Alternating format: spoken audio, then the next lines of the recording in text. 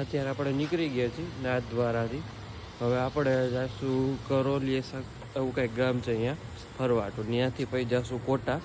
અત્યારે તો પેટ્રોલ પંપે ઊભા છીએ ગેસ પુરાવા. હવે અહીંથી આગળ જઈશું અમે. આપણે પહોંચી ગયા છીએ અત્યારે દ્વારકાધીશ ટેમ્પલ છે અમારી પાછળ, જોયો કે તમે. અત્યારે દર્શન તો 7:15 ચાલુ થશે, તો આપણે વહેલા આવી ગયા છીએ. હવે ત્યાં લગીને આપણે રાહ જોવી પડશે. ચાલો થોડીક વારમાં પાછો તમને દર્શન ખુલે ત્યારે દેખાડું. આપણે પહોંચી ગયા છીએ મંદિરની નીચે. હવે ઝીલ પાસે જઈએ, રાઈટ સાઈડ ઝીલ અહીંયા જઈએ.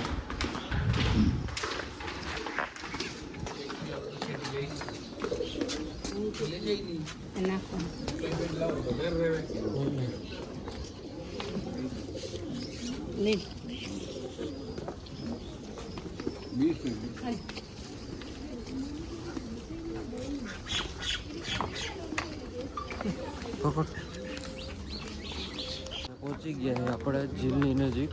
અત્યારે હું તમને બધું દેખાડું. આખું રાયસાગર ઝીલ હે.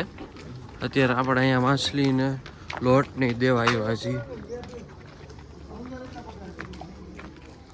અહીંયા બોટિંગનું એનું છે, અત્યારે બોટ તો નથી. અહીંયા જો બધું માછલી નહીં દેખાશે. જો અહીંયા બધી માછલી છે. આખું ઝીલ જેવું છે આખું.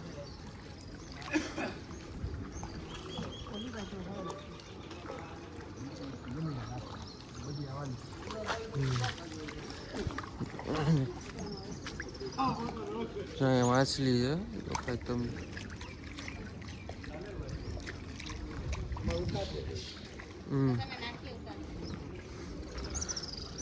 હા, બધું લોટ નહીં બધું ખવડાવે માછલી નહીં.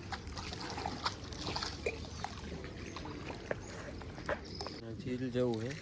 આપણે નીચે આવી ગયા છીએ. એ મસ્ત ઝીલ ને એવું છે, માછલીઓ ને એવું. ચલો તમને દેખાડું. જો આ ઝીલ છે આખી.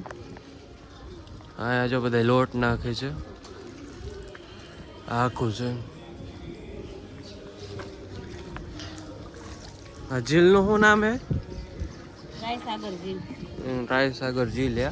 અહીંયા જો માછલી છે, કાકરોલીમાં છે. આ જો લોટ છે, માછલી નાખવાનો.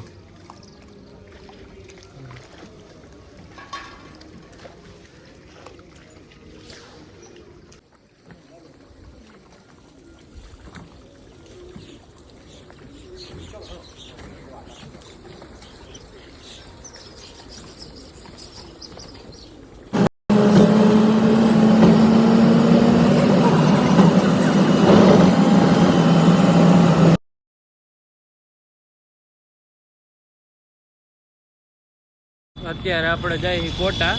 અત્યારે રસ્તામાં નાસ્તો અને પાણી કરવા ઊભા રહ્યા છીએ. અને બધાને એમ લાગતું કે પેટ રાખવા બહુ હેલી વાત છે, તો આ જુઓ બધાય લઈ લઈને ફરવું પડે. આને પેટ રાખવા કઈ હેલી વાત નથી. હમણાં આપણે કોટા પહોંચી જાઉં. અહીંથી કોટા ખાલી 15 કિલોમીટર જ છે. રસ્તામાં રસ પીવા ઊભા હતા. રસવાળો હતો હાઈવે ઉપર, એટલે